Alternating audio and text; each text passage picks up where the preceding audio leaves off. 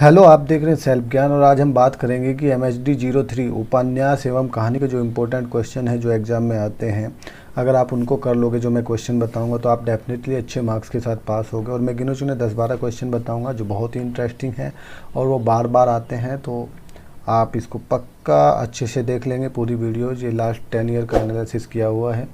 तो चलो शुरू करते हैं। देखो, ये है पूरा जो मैंने एनालिसिस किया है और लास्ट 10 साल का मैं इसमें पूरा डिस्कस करूंगा आपको कि कौन से क्वेश्चन आपको करने चाहिए और कौन से जो है छोड़ने चाहिए।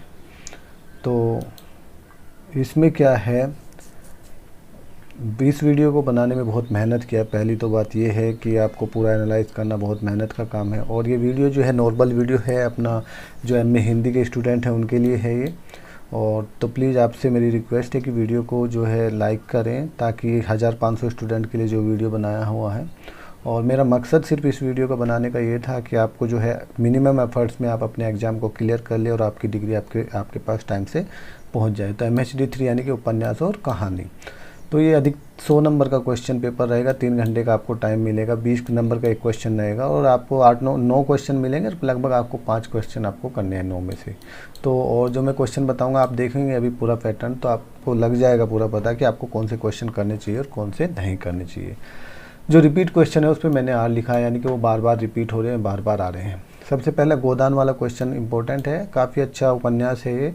तो ये गोदान के ऊपर क्वेश्चन पक्का आता है इसमें। गोदान यहाँ पे जो आपको फर्स्ट पॉइंट देता है वो देता है गोदान या सूखा बरगद या कोई मैला आंचल ऐसे करके दे देगा। तो उसके बाद जो है उसके अंदर के जो क्वेश्चन है वो घुमा फिरा के आते हैं। अगर आपको गोदान के बारे में थोड़ा पता है तो आप लिख सकते हैं, लेकिन अलग अलग चीज़ के बारे में आएंगे। अभी आप देखेंगे जैसे यहाँ स्त्री पात्रों के बारे में आया गोदान का, फिर आलोचनात्मक आपको उसका मूल्यांकन करना है। नारी जीवन के प्रति ना प्रेमचंद का दृष्टिकोण, तो काफ़ी इंपॉर्टेंट क्वेश्चन है, आएगा बार, आगे भी आएगा तो रिपीट है। सूखा बरगद में वर्णित यथार्थवाद, क्या यथार्थवाद है वहाँ पे, उसके बारे में बात होगा। ठीक है, तो सूखा बरगद से रिलेटेड आप बुक पढ़ोगे तो आपको सब समझ में आ जाएगा। ये भी रिपीट क्वेश्चन है। मैला आंचल में भाषा और शिल्प, मैला आंचल पढ़ोगे उसमें भाषा और शिल्प के बारे में आपने विचार प्रस्तुत करना, रिपीट है, आगे भी आएगा। जो पुरस्कार कहानी है उसका विश्लेषण करना आपको, ठीक है, राष्ट्रीय चेतना के प्रकाश डालना पुरस्कार, तो ये आगे भी आएगा, रिपीट क्वेश्चन है। ये तिरछ वाला भी रिपीट क्वेश्चन है।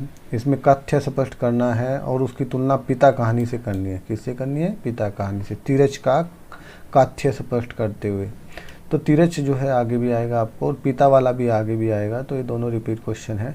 त्रिशंकु कहानी के संदर्भ में मनु भंडारी का दृष्टिकोण, एक क्वेश्चन आगे आएगा मनु भंडारी का नारी दृष्टिकोण और यहाँ पे आएगा त्रिशंकु के संदर्भ में, तो दोनों वेरी इंपॉर्टेंट है, ये इसको भी कर लेना है। ये एक ही बार आया है, आप चाहे तो छोड़ सकते हैं। भोलाराम के जीवन के में किन किन विषयों पर व्यंग्य किया है, ठीक है। एक दिन का मेहमान, ये आगे आएगा, एक दिन का मेहमान बार बार रिपीट होगा ये भी क्वेश्चन। तो इसमें चित्रित स्त्री पुरुष के बदलते हुए संबंधों, तो ये अलग अलग फॉर्म में क्वेश्चन आएगा। एक दिन का मेहमान, यहाँ पे बदलते हुए स्त्री और पुरुष के जो संबंध है उनके कारणों पर विचार के बारे में आया है। गोदान का होरी, होरी वाला क्वेश्चन इंपॉर्टेंट है, रिपीट है। धरती धन्य अपना का काली, धरती धन्य अपना जहाँ पे आ जाएगा, यहाँ पे काली के पक्ष में है, वो दूसरा क्वेश्चन रिपीट होगा दूसरे पक्ष में, लेकिन ये रिपीटेड क्वेश्चन है। बाणभट्ट की कहानी आत्मकथा में प्रेम की परिकल्पना, यहाँ प्रेम की परिकल्पना के बारे में पूछा है, वैसे बाणभट्ट की आत्मकथा के बारे में पूछा जाता है, तो ये भी रिपीट क्वेश्चन है। रोज की मूल संवेदना, रोज के बारे में यहाँ पे पूछा जाएगा आगे भी, तो ये क्वेश्चन इंपॉर्टेंट है। गोदान के बारे में आएगा, रिपीटेड है। धरती धन्य आया पे अपने विचार, ये भी रिपीट हो गया। मैला आंचल रिपीट है ये क्वेश्चन, यहाँ पे लोक संस्कृति के बारे में पूछा है। मैला आंचल दूसरे पक्ष में भी आगे क्वेश्चन आएगा। ठाकुर का कुआं, ये यथार्थवाद, ये ठाकुर का कुआं रिलेटेड क्वेश्चन आगे आएगा, रिपीट होगा, लेकिन उसमें आपको दलित से रिलेटेड पूछा जाएगा, तो आप इसको कर सकते हैं, रिपीट क्वेश्चन है ये भी, ठीक है। दलित के पक्ष में उसको पूछा जाएगा। यह अंत नहीं है में दलित चेतना, रिपीट क्वेश्चन है। एक दिन का मेहमान, रिपीट क्वेश्चन है, अभी ऊपर ही आया था। बाणभट्ट की आत्मकथा, रिपीट क्वेश्चन है, अभी ऊपर ही आया था। भारतीय जीवन दृष्टि की विवेचना करनी है। पाजेब, ये एक बार आया। पाजेब की कथा वस्तु पर विचार करते इसमें शामिल मध्य वर्गीय मानसिकता के बिंदु को उद्घाटित कीजिए, ठीक है, इसको छोड़ देना, एक ही बार आया। रोज वाला दोबारा रिपीट हो गया, यहाँ पे नारी जीवन से रिलेटेड है ना। चीप की दावत वाला क्वेश्चन आपको आगे भी मिलेगा, रिपीट होगा। इसमें क्या है, उसकी कथा वस्तु पर विचार करते हुए समसामयिकता और प्रासंगिकता को सिद्ध कीजिए। चीप की दावत, ठीक है। रिपीट है ये क्वेश्चन। कर्मनाशक हार भी रिपीट है ये क्वेश्चन, ठीक है, आपको मिल जाएगा आगे। इसमें चित्रित ग्रामीण समाज की जटिलताएं, दुविधाएं और अंतर विरोधियों को स्पष्ट करना है। सिक्का बदल गया, ये भी रिपीट है क्वेश्चन, ठीक है।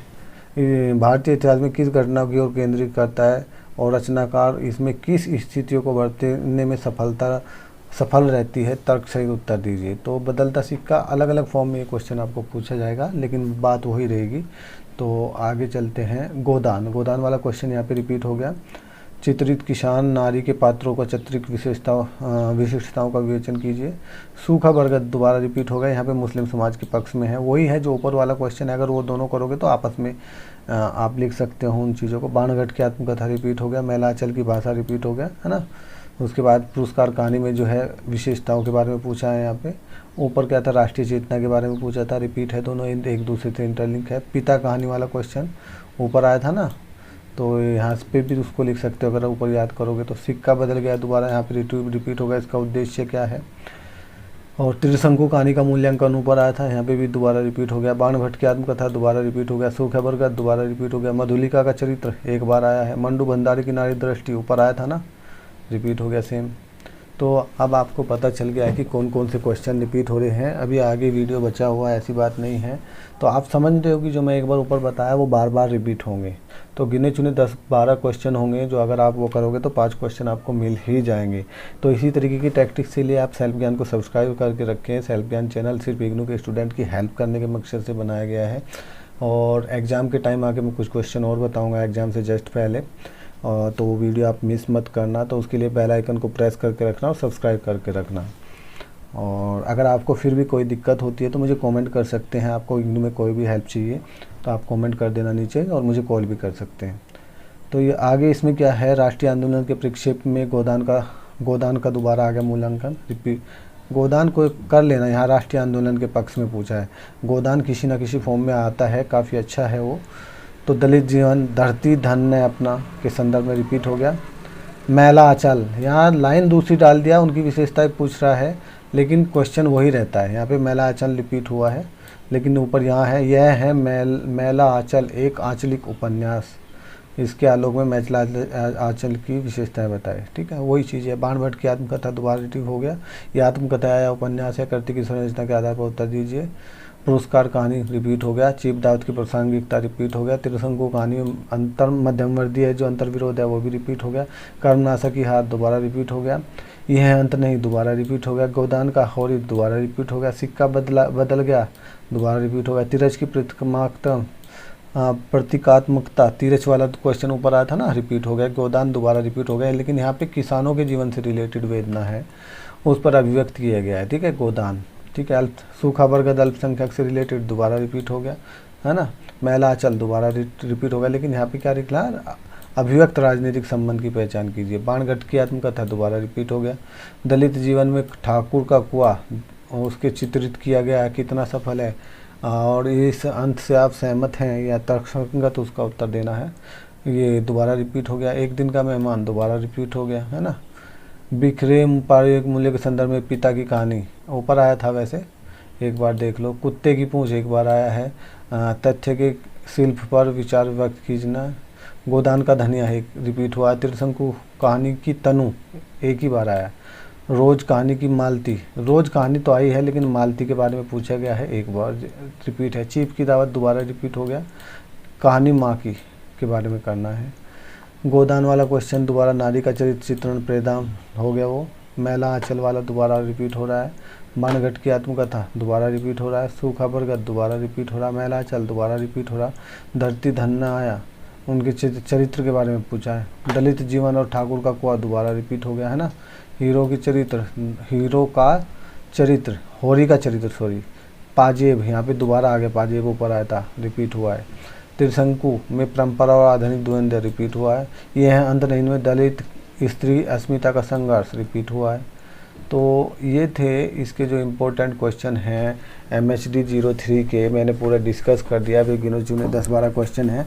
आपको उनको क्या करना है, एक कॉपी में ले लेना, लिख लेना डायरी में, और उनको एग्ज़ाम तक रिपीट करते रहना है कि कौन कौन से पॉइंट है। सीधा वही क्वेश्चन आपको एग्ज़ाम में मिलेंगे भी, और उनको आपको सीधा लिख देना है। तो जो एक एक बार आए हैं उनको आप छोड़ देना। अगर आपके पास टाइम नहीं है, आप जीरो टाइम पे वीडियो देख रहे हैं, तो अगर आपके पास टाइम है तो धीरे धीरे उसका हल्का सा रिवाइज कर लेना। अभी आपको पूरा पैटर्न समझ में आ गया एग्ज़ाम का, और मैं ये भी समझ गया हूँ कि आपको ये भी समझ में आ गया कि कौन कौन से रिपीट हो रहे हैं क्वेश्चन। मैंने पूरा डिस्कस कर दिया, वीडियो को आप दोबारा देख सकते हैं। फिर भी अगर आपको कोई हेल्प है तो आप कमेंट कर सकते हैं। असाइनमेंट के मार्क्स अपडेट नहीं हैं, बहुत सारे इशू में आते हैं, उन सब के लिए चैनल मैंने बनाया है। तो अपडेट रहिए चैनल के साथ, कोई भी चेंजमेंट होने पर मैं इस पर आपको इन्फो करता हूँ और लेटेस्ट नोटिफिकेशंस वगैरह सब बताता रहता हूँ, और हर तरीके से आपकी हेल्प की जाएगी। एंड कमेंट करिए अगर कोई भी इशू आ रहा है तो। बेस्ट ऑफ लक एग्ज़ाम के लिए। और हाँ, अपने दोस्तों तक वीडियो शेयर करो, क्योंकि आपके दोस्त भी होंगे जो है MHD 03 के एग्ज़ाम दे रहे होंगे, तो उन तक ये वीडियो शेयर कर दो ताकि उनकी भी हेल्प हो सके। इग्नू में हेल्प की बहुत, गाइडेंस की बहुत ज़रूरत है, क्योंकि क्लासेस वगैरह आपकी होती नहीं। तो मैंने हेल्प के लिए ये सोचा कि आप सभी की हेल्प हो जाए और आप एग्ज़ाम को आसानी से क्लियर कर सको, छोटे मिनिमम एफर्ट्स में अच्छे मार्क्स लेके आ जाए। इस चैनल का मकसद बस इतना ही है। और फिर भी अगर आपको कोई दिक्कत आ रही है तो प्लीज़ कमेंट करें। और बेस्ट ऑफ लक एग्ज़ाम के लिए। Thank you.